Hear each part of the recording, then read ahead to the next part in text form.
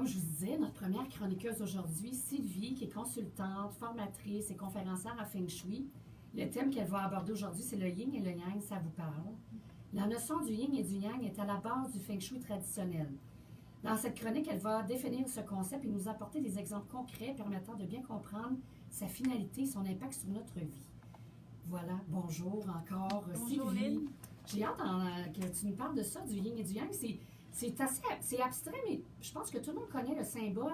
Je l'ai apporté. Oui, montre ça, parce que là, on est en train de faire un Facebook Live. Fait que ceux qui veulent nous rejoindre sur Facebook, vous avez juste à faire facebook.com/l'effet papillon radio.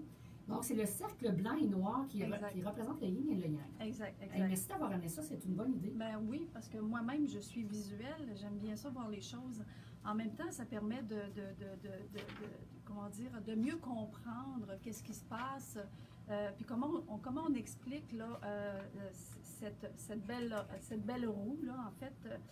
Toute chose dans l'univers est composée d'énergie qu'on dit passive, et de l'énergie passive yin et de l'énergie active yang.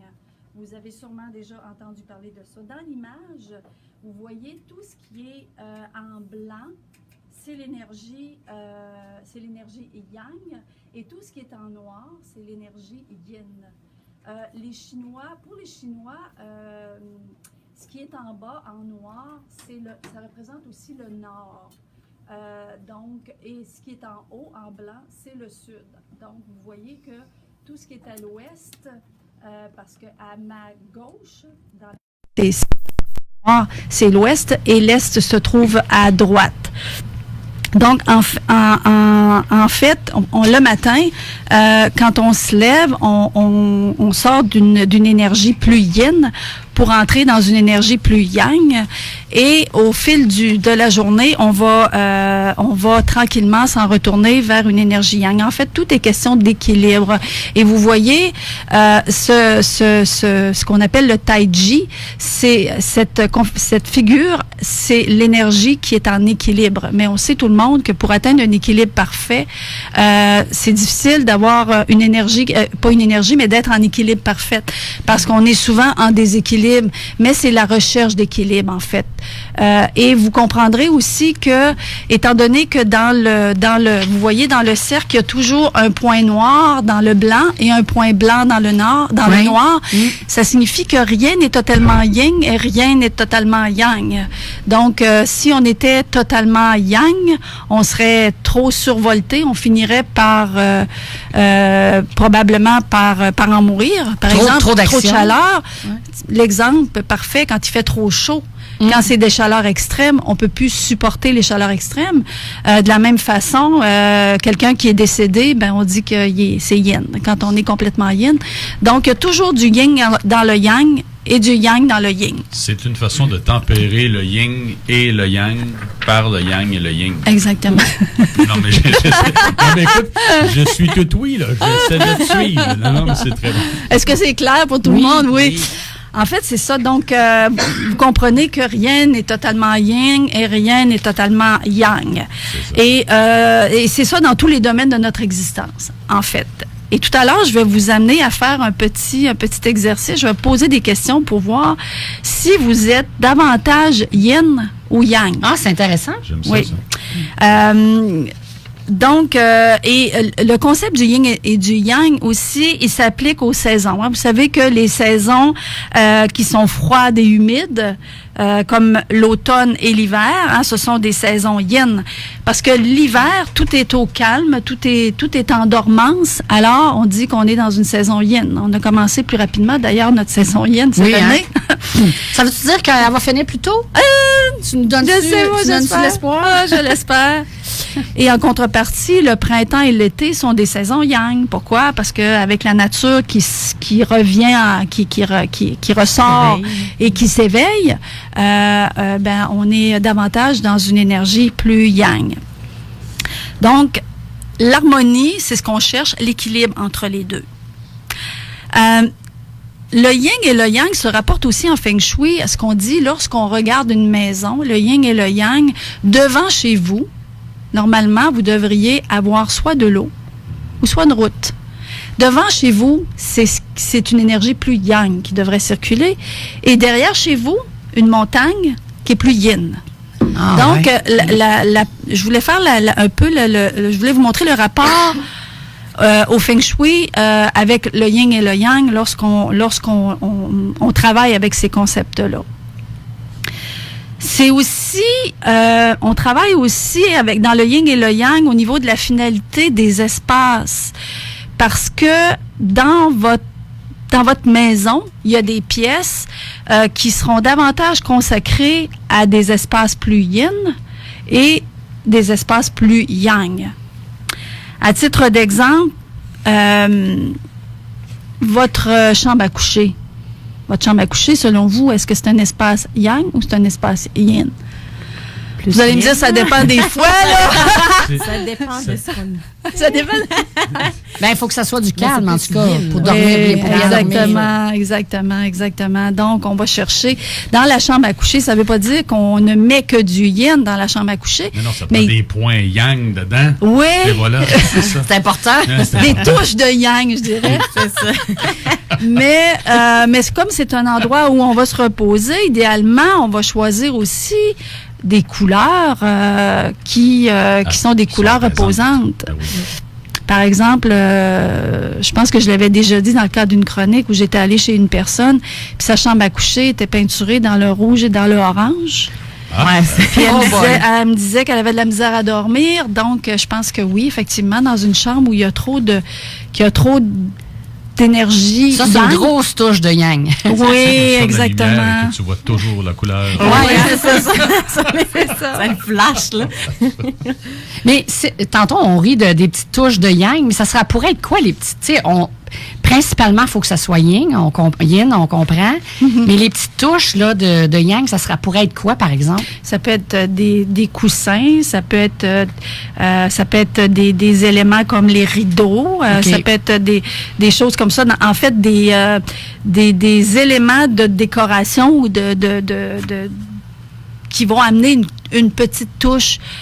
Donc, c'est l'équilibre entre les deux. Là. Dans la chambre aussi, on va mettre une lumière tamisée qui invite davantage à se reposer. Alors que lorsqu'on est dans une pièce où on a besoin de plus d'énergie, par exemple, le bureau, quand on travaille dans un bureau, qu'est-ce qu'on veut? On veut être capable d'être stimulé puis de pouvoir travailler, d'avoir l'énergie pour travailler. Donc, on ne va pas mettre dans un bureau une énergie trop yin parce qu'on ne sera pas capable de créer, on ne sera pas capable d'être stimulé. Donc, dans ces pièces-là, on va y aller davantage avec des éléments yang. On va mettre, même si, je pense que je vous l'ai déjà dit, la couleur n'a pas nécessairement d'impact sur le Feng Shui, mais elle a un impact sur notre énergie quand même, sur nos émotions. Donc, si on est dans des pièces, on disait les adolescents notamment, là, qui s'en vont dans le sous-sol puis qui se mettent des pièces noires, bien souvent, ça amène ces gens-là à être dans une énergie qui est trop yin. Donc, on disait, faites attention à ça. Si vous avez des adolescents qui dorment dans des pièces, dans le sous-sol, essayez de mettre un peu d'énergie, pas trop de noir, disons, là, parce que c'est trop, ça amène trop une énergie basse, une énergie qui n'est pas nécessairement super bonne. Ça, c'est là le défi d'expliquer à nos ados d'avoir plus de couleurs dynamiques, disons. Oui, exactement. Le jaune, par exemple, le jaune, on dit que c'est une couleur qui stimule l'énergie mentale, ça facilite la communication, les échanges. C'est un excellent choix de couleur si par exemple, on cherche une couleur pour un bureau, pour un travail intellectuel, pour les études, le travail, si on a à faire de la rédaction, c'est une couleur qui va nous aider, qui va stimuler. La cuisine, la salle de séjour, à la cuisine, on fait à manger, donc c'est un espace où on veut être dynamisé. Puis on voit souvent ça, des cuisines être décorées ou aménagées avec des tons d'orangé, de jaune, c'est vivant. Donc, dans ces pièces-là aussi, on a besoin d'une énergie qui est plus yang. Donc, on va travailler avec des matières qui sont plus stimulantes. Le yin et le yang réfèrent aussi à des formes. Par exemple, des formes qui sont plutôt rondes, rectangulaires, des angles, c'est plus yang. Donc, si vous dites, ben moi, j'aimerais ça, dans cette pièce-là, qu'est-ce que je pourrais mettre comme, par exemple, comme matière qui donnerait je dirais, un caractère plus yang. On peut jouer aussi avec les formes et avec les matières. Les couleurs, on en a parlé tout à l'heure, le rouge, l'orange, le jaune, le violet, le blanc, ce sont des couleurs plus yang. Et le yin, les couleurs, les formes ovales, les formes sinueuses, ce sont plus yin. C'est des formes plus yin qui invitent plus à la détente. Les courbes. Exactement, les courbes. Mais tantôt, si j'ai bien compris, tu as parlé du cercle qui était yang. Le cercle, tu disais ça, des formes rondes, c'est ça que j'ai bien compris tantôt? Tout à l'heure, j'ai dit les formes rondes. Ouais. Oui. C'est plus yang, ça? Oui. OK. Oui. L'ovale est plus yin. OK, donc il faut que ça soit plus... Comme une table, par exemple. Oui, une table ronde versus une table ovale. OK. donc c'est Il y a une petite nuance. Oui. Donc, je reprends ton exemple de la table, une table de conférence. Oui. En fait, tout dépendant de ce que... Là, je suis en train de réfléchir pendant que je parle. Dans le fond, tout dépendant de ce que tu as à discuter, oui. c'est mieux d'avoir une table ovale au lieu d'une table ronde. Mais si c'est ça c'est dépend. plus rationnel... On voit dans les salles de conférence. Moi, j'essaie de voir, parce qu'il y a des... Ouais, c'est ça. Dans les salles de conférence, souvent, on voit des grandes tables rectangulaires. Donc, ça voudrait-tu dire qu'il faudrait avoir un équilibre? Parce que souvent, les salles de réunion, c'est très froid, c'est très neutre. Oui. Donc, pour adoucir ça, apporter une petite énergie yin, on pourrait mettre une table ronde. C'est un peu à ça que... Ovale? Oui, ovale, c'est un peu... Ça pourrait faire un bel équilibre, plus d'ouverture, probablement. Effectivement. Parce que yang, c'est plus fermé, là. Ben, pas nécessairement, c'est que c'est plus une énergie active. OK. C'est ça, donc si on veut être plus dans l'action, si on veut être plus c'est ça le yang. Le yang, c'est le masculin, c'est l'actif, alors que le yin, c'est le féminin, c'est plus le passif. Donc, ça dépend un peu aussi de l'activité, dans le fond, que tu vas faire justement matin. Même dans une salle de réunion, j'imagine, c'est dépendamment le domaine. Exact. La salle de réunion devrait être peut-être plus yin ou d'autres peut-être plus yang, dépendamment. On dit souvent les qualités féminines, c'est l'intuition. Si on voudrait stimuler l'intuition, là, on pourrait-tu faire un parallèle avec le yin? C'est à ce rapport? C'est une bonne question que tu poses, Lynn. Mais c'est un équilibre entre les deux. C'est ça, il faut les deux. En fait, si c'est trop yin, peut-être que ça va être trop... Ça sera pas assez stimulant, ça amènera pas assez, ça va amener plus la détente. Okay. Tu sais, si on est dans une entreprise qui fait du yoga, qui fait où c'est de la méditation, on comprend qu'on va avoir tendance à aller vers les énergies plus yin. Ça veut pas dire qu'on mettra pas du yang, mais mais si on est dans une business où c'est des communications, c'est de l'action, on va y aller plus avec le yang. Exact. Mais on va mettre une touche de yin quand même. Ça prend les deux, ça prend l'équilibre. C'est vrai. Parce que si c'est trop survolté, les gens vont toujours être trop dans l'action, c'est pas mieux que d'être pas assez dans l'action. Ça prend un équilibre. Ce que je trouve intéressant ici dans la pièce, c'est quand même assez yang, hein? Tu sais, avec les murs, avec les toiles et les affiches de Lévis noires. Oui, mais le noir, c'est yin. Ah oui? Oui, le noir, c'est yin. OK. Le noir, c'est yin. Puis on a une petite table un peu courbée. Fait qu'il y a encore du yin. Mais là... Il y a des courbes. Là, je pense que là, non, mais j'essaie de voir si on est équilibré ici dans la pièce pour ça, là. Ben, peut-être pas la table. Nous autres, oui.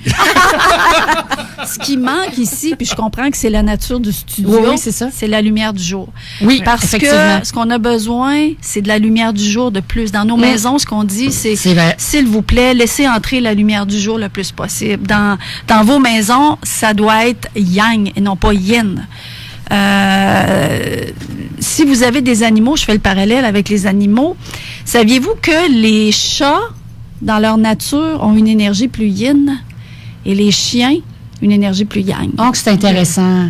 Parce que les chats, qu'est-ce qu'ils font dans leur nature? Ils vont aller se cacher en dessous des lits, ils vont s'en aller dans les coins, les raccoins. C'est pour ça qu'on appelle ça un minou. Parce que ça en ramasse pas mal. C'est bon, c'est bon. Alors que les chiens vont demeurer là où il y a de l'action. Ouais. Hein? Ils vont rester là où c'est plus actif. Ils vont pas s'en aller en dessous des lits. Vous verrez rarement ça, un chien qui va se coucher en dessous d'un lit, à moins qu'il ait peur. Là.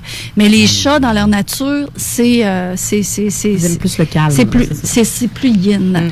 Par contre, si vous avez des animaux, ce qui est bien, parce que lorsque vous quittez la maison le jour, votre maison devient plus yin. parce qu'il n'y a pas de circulation d'énergie dedans. Si vous avez des animaux comme des chats, amènent une énergie plus yang dans votre maison. Donc, ils font circuler l'énergie. Oh. Donc, les animaux ont cette particularité-là de rendre un espace plus yang. Donc, si vous êtes parti plus longtemps, donc il y a toujours de la vie, il y a de l'énergie circule parce que les animaux se promènent à l'intérieur de la maison. Ben, c'est ça le principe du Feng Shui, c'est qu'il faut que l'énergie circule. Oui, c'est ça le but. Exactement. Super intéressant. J'avais le goût de commencer un petit exercice avec vous. Ben oui, on aime un ça. petit test. Un petit test, je vais essayer d'aller vite. Pour savoir si vous êtes plus yin ou plutôt yin ou plutôt yang. OK, on va commencer par le physique. Êtes-vous plutôt petit ou trapu? Alors, vous aurez tendance à être plus yang. Ou être mince et grand, plus yin. Yin, Dominique. Yin. Ben, moi, un peu plus rond. Ronde. On est plus en courbe. Hein? Donc, ça serait yang, ça? Ça serait plus yang. Bon, fait que OK, tu vois, c'est ça. tu Mais vois, on un est yin et du yang. équilibré. Ouais, c'est ça. Moi, c'est ça. Et voilà. Malgré qu'il y a 3 énergies féminines avec une énergie masculine. En tout cas, on va voir. Ça peut changer. Sur le plan émotif, est-ce que vous êtes quelqu'un qui agissait sur un coup de tête? Vous êtes plutôt irritable, plutôt exigeant avec vous et avec les autres? Vous aurez tendance à être plus yang. Ou si vous êtes quelqu'un qui prenait le temps de réflexion, vous êtes plus conciliant, vous êtes plus sensible, émotif, vous serez plus yin. Et moi, j'ai les deux. C'est ça se peut que vous ayez les deux aussi. Il y en a un yang. Tu sais, il a parlé d'équilibre. tantôt. Sur le plan de la qualité mentale, vous êtes rapide d'esprit, vous avez le sens du détail, précis, logique, yang.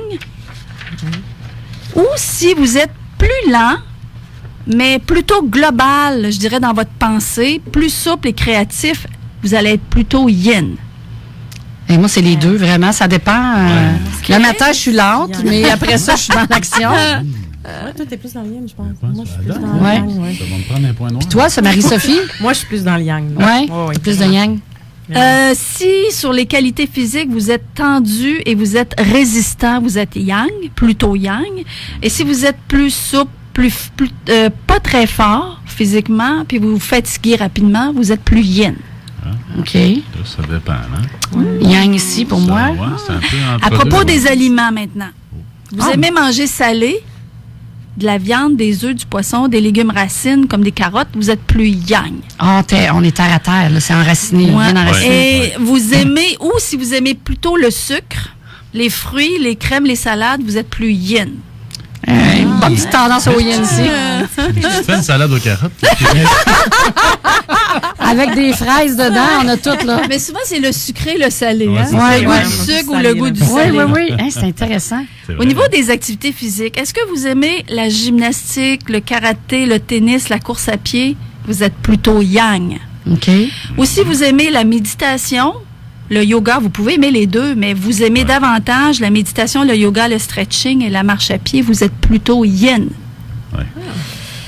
Au niveau des loisirs, vous aimez le ski, l'équitation, la danse, le jardinage. Ouais. Vous êtes plutôt yang. OK. Vous aimez les bains de soleil, les balades à pied, les massages. Vous êtes plutôt yin. Les deux, Les deux, hein? ouais.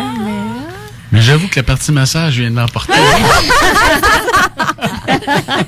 Les intérêts maintenant, vous aimez les sciences comme les maths, vous aimez étudier, apprendre, vous êtes passionné pour l'informatique, les jeux d'échecs, vous êtes plus yang. Vous aimez peindre, regarder la télé, écouter la musique, vous serez plutôt yin. Moi aussi, je suis plus yin. Plus yin. Donc, je ne sais pas si vous avez fait Donc, un on décompte. a une tendance. Ouais, Ouais. une tendance. Vous pouvez être plutôt yin, plutôt yang, ou vous pouvez être dans les deux aussi, yin-yang. Donc, c'est à vous de voir qu'est-ce qui se rapporte davantage à vous. Puis si on est plus un, le but, c'est de s'équilibrer. Ben, si vous êtes trop yang, vous pourriez dire, ben moi, je pourrais peut-être faire des choses qui m'amèneraient OK. davantage à être yin. Il n'y a pas d'obligation, c'est dans votre nature. Mais ça permet aussi de comprendre pourquoi vous vous sentez mieux à certains endroits, pourquoi vous êtes plus à l'aise dans certaines activités, pourquoi certaines personnes vous irritent. Si vous êtes un tempérament yin puis vous êtes à côté d'un yang, peut-être que ça va vous taper sur les nerfs à un moment donné. Oui. Ça donne une bonne indication. Oui. C'est ça. Si vous voyez quelqu'un qui est super actif, qui est tout le temps dans l'action, puis que vous avez une tendance plus naturelle à être calme, peut-être que vous allez être capable de dire cette personne-là est vraiment un yang. Et si elle reste tout le temps comme ça finit par être irritant pour moi. C'est vrai. Oui, non, c'est vrai. Parce que quand on est trop dans l'action, on a toujours plein d'idées. Des fois, ça peut taper sur le nerf des gens. Exactement. Puis l'autre qui est lent, qui prend son temps, qui est plus dans la créativité, l'artiste. Tu sais, des fois, on dit, je dis ça, mais à l'inverse aussi. Moi, je sais que je suis une personne plus yang, puis quand je vois des gens qui sont très yin, tu sais, je suis comme, hey, c'est bon, réveillez-vous, là. Oui, c'est ça. Ça peut être irritant aussi. Oui, c'est ça. C'est dans les deux sens. Oui, trop de quelque chose, trop de l'autre. D'ailleurs, ce qu'on dit, c'est trop de yang aussi peut conduire quelqu'un à être malade. Quelqu'un qui est trop sur le système nerveux, qui est tout le temps sur le café, puis c'est ça. Donc, à l'inverse, quelqu'un qui est trop dans le yin va devenir dépressif. C'est pour ça qu'on cherche l'équilibre. Sais-tu ce qui est extraordinaire dans ce que tu partages? C'est que si je prends juste une seconde en naturopathie, quand on parle du pH, entre l'acidité et l'alcalinité, si t'es trop acide, ça amène certains troubles de santé. Si t'es trop alcalin, ça amène d'autres problèmes de santé. Donc, tu cherches un pH neutre. Oui, exactement ça.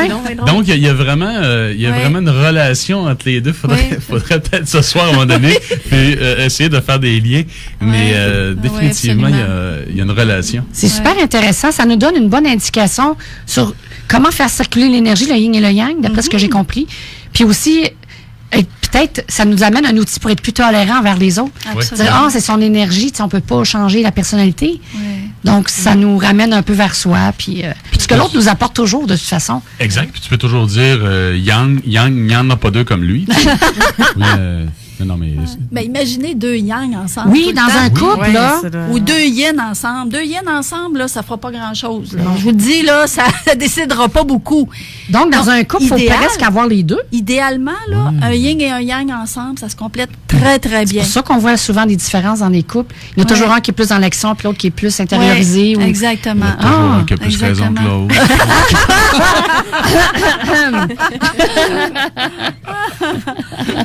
T'es en feu, Dominique, ce matin. Pas du tout. T'es dans... J'allais dire dans le yang, mais non, t'es dans le yin. Ah oui, mais Et ça fait partie aussi des... lorsqu'on travaille à harmoniser l'énergie d'une maison, on travaille aussi sur l'énergie yin et yang pour justement faire en sorte qu'il y ait une... Puis j'imagine aussi qu'il y a des périodes, tu sais, ou des moments où on est peut-être plus yin ou plus... Oui, c'est vrai. Oui, absolument. C'est pas forcément ancré que forcément parce que tu es yang, tu vas rester yang toute ta vie. Ça se peut que les circonstances font que tu l'es puis que ça peut évoluer aussi. Oui. C'est pour ça qu'on peut évoluer vers une énergie plus yang ou plus yin. Si on a besoin, si on est trop yang, puis qu'à un moment donné, notre naturopathe nous dit, là, il va falloir que tu te calmes un petit peu, que tu équilibres ton pH et que tu fasses attention à ton alimentation. Inévitablement, on va aller plus vers une énergie yin. Ça super fait intéressant. Écoute, c'était vraiment, là, on a appris beaucoup aujourd'hui, hein? C'est fou, oui.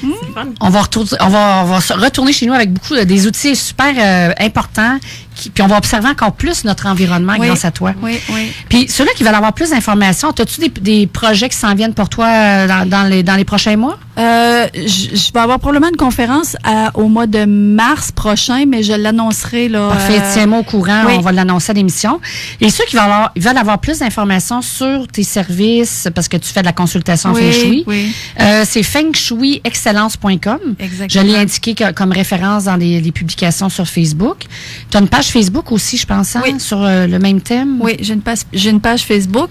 Elle n'est pas très à jour pour l'instant parce que j'ai manqué un peu de temps pour la mettre à jour. Okay. Mais sur sylvie.beaulieu@fengshui.com, vous allez me rejoindre là, sans problème. Parfait. Merci énormément. Ça fait plaisir. Écoute, on va se revoir. On va continuer l'émission. Tu vas rester avec nous? Oui, absolument. Parfait. Bon, au retour de l'émission, de la publicité, là, on s'en va à la pause publicitaire. Au retour, on va s'entretenir.